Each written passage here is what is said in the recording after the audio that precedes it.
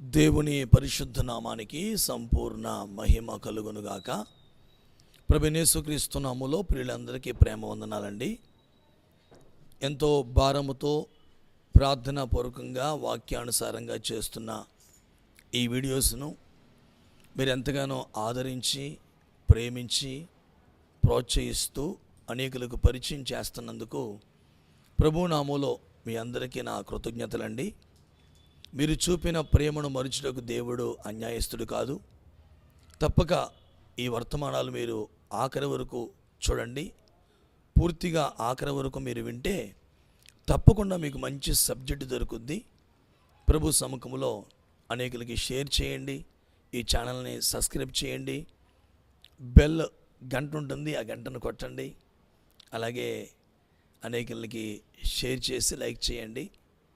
ప్రభు తప్పక ఈ అద్భుతమైన ఉపదేశముల ద్వారా మీ కుటుంబాలని దీవించి ఆశీర్వదిస్తారు. ప్రియులారా, మరి ఈ రోజున ఒక మాటను మనం ప్రభు సన్నిధిలో ధ్యానించబోతున్నామండి. క్రిస్మస్ కార్యక్రమంలో క్యాండిల్ సర్వీస్ ఎందుకు చేస్తారు? క్రిస్మస్ కార్యక్రమంలో క్యాండిల్ సర్వీస్ ఎందుకు చేస్తారు అనే ఒక ఆలోచన మీ ముందు పెట్టాలని ప్రభు ఆత్మతో నేను ప్రేరేపించబడ్డాను. చాలామంది చాలా కార్యక్రమాల్లో మనం చూస్తూ ఉంటాం. క్రిస్మస్ హడావిడిలో చాలామంది క్యాండిల్ వెలిగించి అక్కడ ఉన్న లైట్స్ అన్నీ ఆపి క్యాండిల్స్ వెలిగించి పాట పాడుతూ ప్రభువుని స్తుతిస్తూ ఉంటారు. దానికి చాలామంది ఏమని పేరు పెట్టుకుంటారంటే, తెలియని వాళ్ళు క్రొవ్వొత్తుల పండగ అని కొంతమంది ఆ చర్చిలో 500 క్యాండిల్స్ వెలిగించారు కాబట్టి మన చర్చిలో 1000 క్యాండిల్స్ వెలిగించాలి. ఇట్లాంటి పోటీ తత్వం, నామకార్థపు ఆచారపు తత్వం చాలా మట్టుకి క్రైస్తవంలో పెరిగిపోయిందండి. చాలా పెరిగిపోయింది. అసలు అది కాదు, ఆత్మీయ పాఠం మనం నేర్చుకోవాలి. క్యాండిల్లో ఉన్న అద్భుతమైన ఆత్మీయ పాఠం మనం నేర్చుకోవాలి. ఈరోజున దేవుని కృపలో క్యాండిల్లో ఉన్న 7 అద్భుత ప్రత్యేకతలు మీకు జ్ఞాపకం చేస్తాను. ఉదాహరణకి ఆ యొక్క క్యాండిల్ సర్వీస్ ఎలా చేస్తారంటే, మొట్టమొదటిగా ఆ రాత్రి క్రిస్మస్ కార్యక్రమంలో జరుగుతూ ఉండగా లైట్స్ అన్నీ ఆఫ్ చేస్తారు. ఆఫ్ చేసి ఒక పెద్ద క్యాండిల్ వాళ్ళు ఏం చేస్తారంటే వెలిగించి, ఆ పెద్ద క్యాండిల్ని వారు వెలిగించి పెద్ద క్యాండిల్ని అట్లా మనం చూస్తే పెద్ద క్యాండిల్ని పట్టుకుంటారు. అలాగే చిన్న క్యాండిల్స్ అందరికీ కూడా అందిస్తూ ఉంటారు. ఈ పెద్ద క్యాండిల్ ఎవరికి సాదృశ్యంగా ఉందంటే, మన ప్రభువైన యేసుక్రీస్తు వారికి సాదృశ్యంగా ఉంది. ఆ తదుపరి ఒక చిన్న వెలిగించుకోండి. అలాగే ఒక చిన్న క్యాండిల్ని తీసి ఫస్ట్ ఈ పెద్ద క్యాండిల్లో నుంచి ఈ చిన్న క్యాండిల్ని వెలిగిస్తారు. అప్పుడు ఆ చిన్న క్యాండిల్ కూడా వెలుగుతుంది, అలా వెలుగుతూ ఉంటుంది. ప్రియులారా, దీని విషయంలో మనం చాలా ఆత్మీయ పాఠాలు నేర్చుకోవాలి. ఈ రోజున ప్రభు సముఖంలో కొన్ని ప్రత్యేకమైన విషయాలు మీకు జ్ఞాపకం చేస్తానండి ప్రభు లేఖనాల్లో. ఇప్పుడు ఈ పెద్ద క్యాండిల్ అనగా మన ప్రభువైన యేసుక్రీస్తు వారికి సాదృశ్యం. రెండవది, ఈ చిన్న క్యాండిల్ అనగా క్రైస్తవ జీవితానికి సాదృశ్యం. దేవునికి మహిమ కలుగునుగాక. తర్వాత ఈ చిన్న క్యాండిల్ వెలిగించబడిన తర్వాత ఆ ప్రక్కన ఉన్నవారు ఈ వెలుగుతున్న ఈ చిన్న క్యాండిల్ని మరలా ఏం చేస్తారంటే ప్రక్క వారికి ఇచ్చి ఆ చిన్న క్యాండిల్ని కూడా వాళ్ళు వెలిగిస్తూ ఉంటారు. అలా ప్రక్కవారు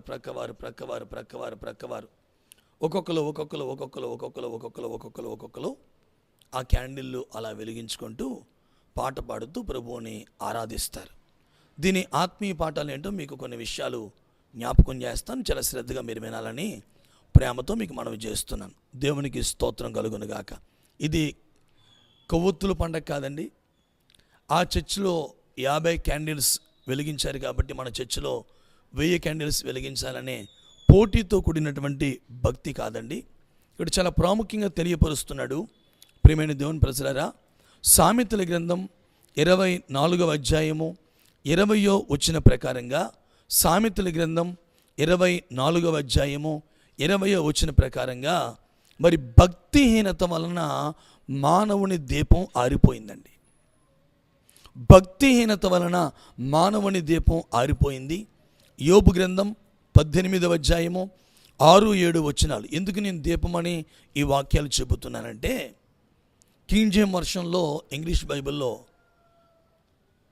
కేజీవీలో క్యాండిల్ అన్న చోటన తెలుగు బైబిల్లో దీపముగా తర్జుమా చేశారండి. కనుక ఈ యొక్క లేఖనాలన్నీ పరిశోధించి మీకు కొన్ని అద్భుతమైన సత్యాలు చెప్పాలని మరి నేను ప్రయాసపడుతున్నాను. తప్పక మీరు ఆఖరి వరకు ఈ వీడియో చూడండి, మంచి సబ్జెక్ట్ మీకు దొరుకుద్ది. ఇప్పుడు చూడండి, యోబు గ్రంథం 18వ అధ్యాయము 6-7 వచనాల ప్రకారంగా మనం చూస్తే, మానవుడు దుర్మార్గ కార్యాలు బట్టి మానవుని జీవితం ఆరిపోయింది, మానవుని దీపం ఆరిపోయింది. చేసిన తప్పులను బట్టి, పాపాలను బట్టి, అక్రమాలను బట్టి, దుర్మార్గతను బట్టి, భక్తిహీనతను బట్టి మానవుని దీపం ఆరిపోయింది.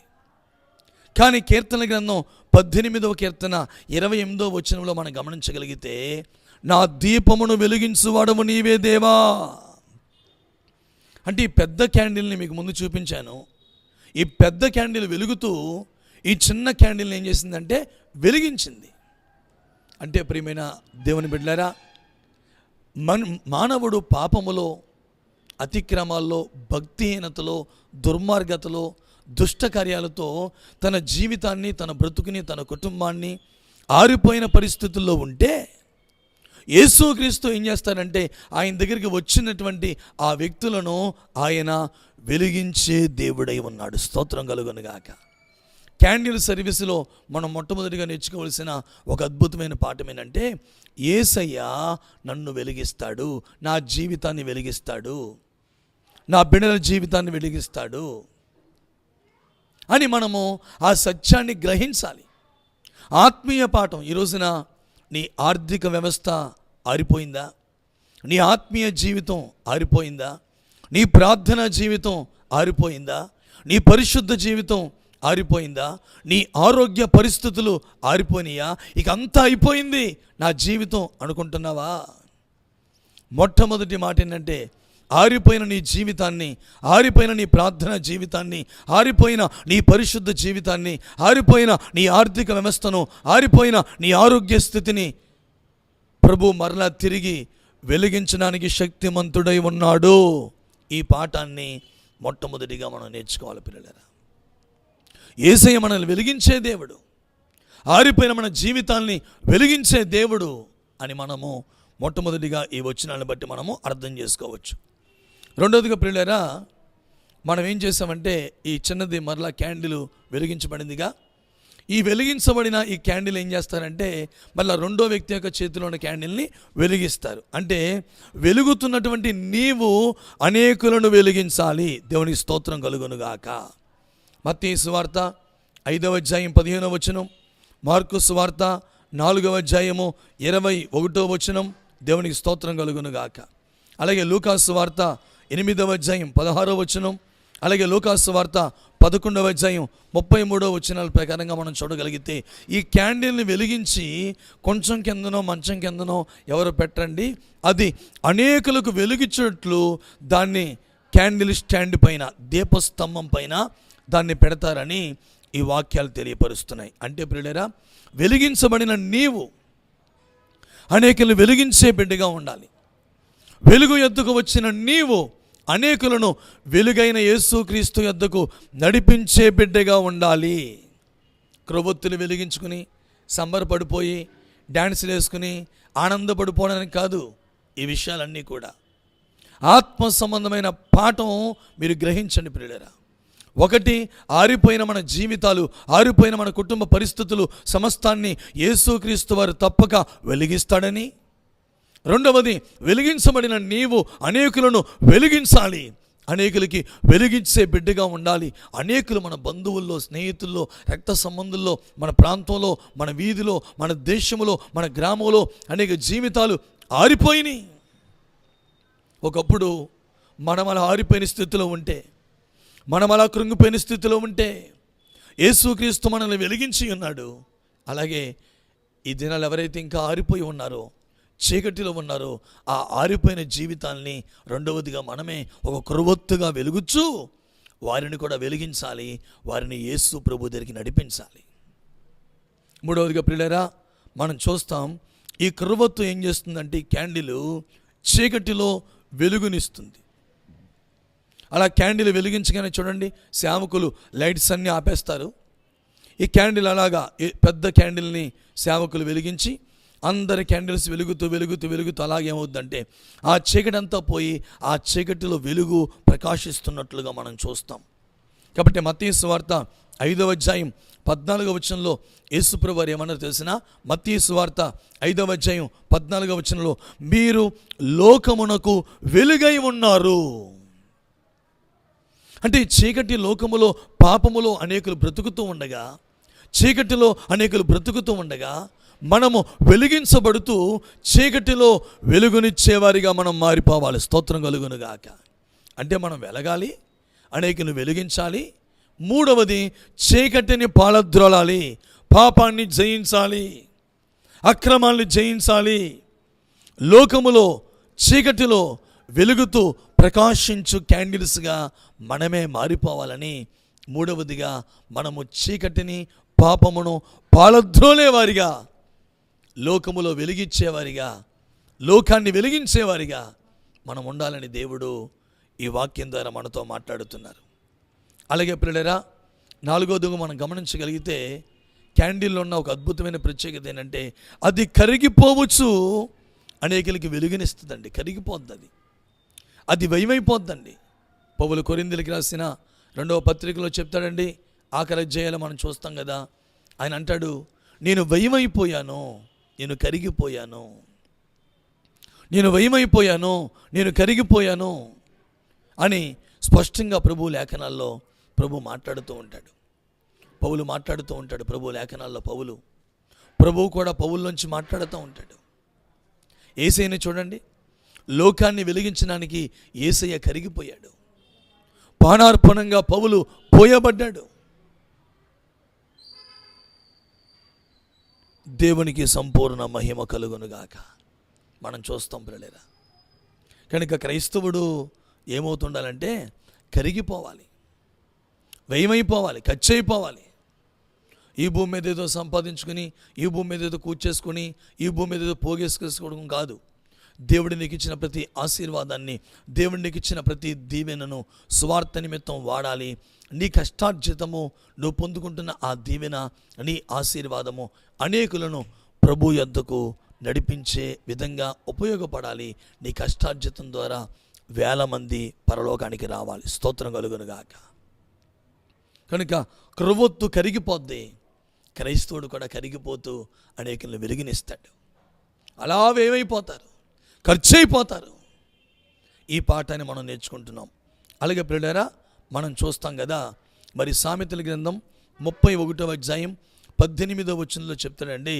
మనం చూస్తాం సామెతల గ్రంథం 31వ అధ్యాయము 18వ వచనంలో మనం చూస్తాం కదా, శ్రమలో లేక రాత్రి వేళ ఆ దీపము ఆరిపోదట. ఏ దీపం ఇది? గుణవంతురాలైన సంఘం, గుణవంతురాలైన భార్య. ఈ గుణవంతురాలైన భార్య అయినటువంటి ఈ సంఘం అంట, ఎన్ని శ్రమలు వచ్చినా, ఎన్ని శోధనలు వచ్చినా ప్రభువే మనల్ని వెలిగించాడు గనుక, ఎన్ని శోధనలు వచ్చినా, ఎన్ని శ్రమలు వచ్చినా మన దీపము ఆరిపోకూడదు. మనం వెలుగుతూనే ఉండాలి. 5వదిగా ప్రియులారా, మనకి నేర్పిస్తున్నాడు పరిశుద్ధాత్మ దేవుడు, శ్రమల మధ్యలో దేవుని కొరకు ప్రకాశించే బిడ్డగా ఉండాలి. పోరాటాల మధ్యలో ప్రభు కోసం వెలుగుతున్న బిడ్డలుగా మనం ఉండాలి. ప్రభు దాన్ని కోరుతున్నాడు. 6వదిగా మనం చూస్తాం, ప్రియమైన దేవుని బిడ్డలారా, మనము 6వదిగా మనం చూస్తాం కదా, ప్రభు సముఖములో మరి లూకాసు వార్త 15వ అధ్యాయము 8వ వచనాన్ని మనం గమనించగలిగితే, లూకాసు వార్త 15వ అధ్యాయము 8వ వచనాన్ని మనం గమనించగలిగితే, ఆ క్యాండిల్ వెలుగులోనట ఆ ఇల్లంతటిని ఆమె ఊడుస్తుందట. అంటే ఇల్లంతా తుడిచేస్తుంది. ఇంట్లో ఉన్న చెత్త చెదారము, అలాగే వెలిగించబడిన ఈ వెలుగు అనే ఈ దీపములో మనలో ఏ చెత్త అయితే ఉందో, ఏ చెదారం అయితే ఉందో, ఆ చెత్తను చెదారాన్ని, మనలో ఉన్న పనికిరాని కార్యాలు, పనికిరాని క్రియలు సమస్తాన్ని మనము శుభ్రంగా ఊడ్చి బయట పారవేసేవారిగా మార్చబడాలి. క్యాండిల్ వెలిగించి ఆ వెలుగులో ఇంట్లంతటిని కూడా ఊడుస్తూ ఊడుస్తూ ఊడుస్తూ పోగొట్టుకున్న దాన్ని తిరిగి పొందుకోవడానికి, పోగొట్టుకున్న దాన్ని తిరిగి సంపాదించుకోవడానికి ఆ స్త్రీ అక్కడ చూస్తున్నాం. అలా ఇల్లంతా ఊడుస్తుందంట. ఏ వెలుగులో? క్యాండిల్ వెలుగులో. అలాగే క్రైస్తవులమైన మనము దేన్ని కోల్పోయామో, దేన్ని పోగొట్టుకున్నామో, ఆ పోగొట్టుకున్న దాన్ని తిరిగి సంపాదించుకునే నిమిత్తము క్యాండిల్ వెలుగులో మనం వెలుగుతూ మనలో ఉన్న చెత్త, పనికిరాని కార్యాలు, అసభ్యకరమైన కార్యాలు, అనేకమైన కార్యాలు మనం ఏం చేయాలంటే శుభ్రంగా ఊడ్చి బయటకు పారేసేవారిగా ఉండాలి. ఇక 7వదిగా ఆఖరిగా ప్రియులారా, లూకాసు వార్త 11వ అధ్యాయము 34 నుంచి 36 వచనాలు మనం చూస్తే, లూకాసు వార్త 11వ అధ్యాయము 34 నుంచి 36 వరకు మనం చూస్తే, మన దేహమునకు మన కన్నే దీపము. మన కన్ను క్యాండిల్గా ఉన్నది కనుక కన్ను చెడిపోకుండా, చూపులు చెడిపోకుండా పవిత్రమైన కన్నులు కలిగిన వారమై, పవిత్రమైన చూపు కలిగిన వారమై, యోబు అంటాడు, నా కంటితో నేను నిబంధన చేసుకున్నానని. దేహమంతా వెలుగుమయముగా ఉండేటట్లుగా మన జీవితాన్ని మనం కాపాడుకోవాలి. స్తోత్రం కలుగునుగాక. మన జీవితం అంతా వెలుగుతూ ఉండాలి. మన దేహమంతా వెలుగుతూ ఉండాలి. మనం చనిపోయే వరకు వెలుగుతూ ఉండాలి. దేవునికి స్తోత్రం కలుగునుగాక. ఇట్లాంటి అద్భుతమైన 7 ఆత్మీయ పాఠాలు క్యాండిల్లో ఉన్నాయండి. 7 ప్రత్యేకతలు క్యాండిల్లో ఉన్నాయి, క్రొవ్వొత్తులో ఉన్నాయి. త్వరగా చెబుతున్నాను మరలా. మొట్టమొదటిగా ఆరిపోయిన మన జీవితాల్ని యేసయ్య వెలిగిస్తాడు. దానికి సాదృశ్యమానంగా క్యాండిల్ని మనం చూస్తూ ఉన్నాం. రెండవదిగా వెలుగుతున్నటువంటి మనము అనేకుల్ని వెలిగించాలి. మూడవదిగా లోకములో చీకటిలో మనమే వెలుగుతూ ప్రకాశించే క్యాండిల్స్గా ఉండాలి. నాలుగవదిగా క్యాండిల్ కరిగిపోవచ్చు వెలుగునిచ్చినట్లు మనం వేయమైపోయి అనేకులకి వెలుగునివ్వాలి, అనేకుల్ని యేసు యొద్దకు నడిపించాలి, అనేకులు ప్రభు రక్షణను పొందినట్లుగా ప్రయాసపడాలి. మనం వెళ్తున్న పరలోకపు రాజ్యానికి అనేకుల్ని తీసుకువెళ్ళాలి. మనం కరిగిపోవాలి, ప్రభు కోసం కష్టపడాలి, దేవుని కార్యాల కోసం ఖర్చయిపోవాలి. ఐదవదిగా మనం చూస్తున్నాం ప్రియులారా, మరి ఆ సంఘము ఎన్ని శోధనలు వచ్చినా, ఎన్ని శ్రమలు వచ్చినా రాత్రి వేళ వారి దీపం ఆరిపోలేదు. అలా శోధనల మధ్యలో ఆరిపోకుండా ప్రభు కోసం ప్రకాశించే క్యాండిల్స్గా మనం ఉండాలి. అలాగే ఆరవదిగా ఆ వెలుగుతున్నటువంటి ఆ క్యాండిల్ వెలుగులో మనలో పనికిరాని కార్యాలు, చెత్త చెదారాలన్నీ బయటికి సంపూర్ణంగా ఊడ్చేసి తీసి పారేయాలి. ఏడవదిగా మన దేహమంతయు, మన జీవితం అంతయు, మన బ్రతుకంతయు వెలుగుతూనే ఉండాలి. మన కన్నులు పవిత్రమైన వాటిగా, మన కన్నే ప్రాముఖ్యమైన దీపముగా, క్యాండిల్గా వెలుగుతూ పవిత్రమైన చూపులు కలవారింగా మనము మన దేహాన్ని అన్ని విషయాల్లో వెలిగించుకోవాలి. మన బ్రతుకు కాలం అంతా వెలుగుతూనే ఉండాలి, అనేకల్ని వెలిగించాలి. ప్రత్యేకంగా కనుక నామకార్థంగా క్యాండిల్ సర్వీసులు చేస్తూ వాళ్ళు 500 క్యాండిల్ వెలిగించారు, మనం 100 క్యాండిల్ వెలిగిద్దాం. లేకపోతే కొవ్వొత్తులు పండుగ చేసుకుందాం, సమాధుల దగ్గరికి వెళ్ళి క్రొవ్వొత్తులు వెలిగించడం, చర్చిలోకి వెళ్ళి క్రొవ్వొత్తులు వెలిగించడం, ఇట్లాంటి నామకార్థమైన పరిస్థితుల్ని సంపూర్ణంగా విడిచిపెట్టి దైవ సంబంధమైన, ఆత్మ సంబంధమైన ఆ క్యాండిల్లో ఉన్న గొప్పతనాలు కలిగిన వారిగా భక్తి చేద్దాం. ప్రభు రాకడికి రాజ్యానికి సిద్ధపడదాం. ప్రభు ఈ మాటలు మన వెనుకడిలో ఫలభరితముగా మార్చునుగాక. అందరికీ వందనాలండి. అందరికీ వందనాలు.